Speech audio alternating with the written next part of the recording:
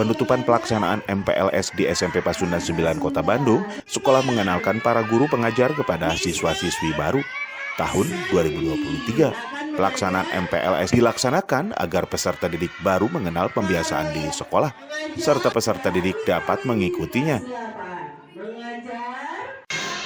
Alhamdulillah kita hari ini melaksanakan penutupan MPLS yang dilaksanakan dari hari Selasa dan sekarang ditutup hari Jumat. Acara alhamdulillah berlangsung lancar dengan mengusung tema itu aku, kamu, dia, dan Pancasila.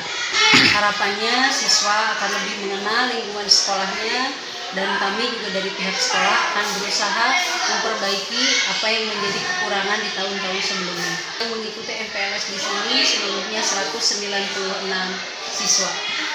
Himbauan kepada siswa baru, mudah-mudahan mereka dapat menyesuaikan dengan lingkungan sekolah, karena kami sudah berusaha menyiapkan segala sesuatu dari mulai sarana, baik itu sarana prasarana yang ada, juga untuk tenaga guru-guru yang alhamdulillah di sini memiliki beberapa orang tenaga yang sudah profesional di bidangnya masing-masing.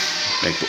Target kita di PPDB ini alhamdulillah kita dapat mencapai, walaupun sebetulnya tidak 100% dari target yang kami harapkan, tapi alhamdulillah kami dapat dikatakan mencapai target dengan siswa 196 ini.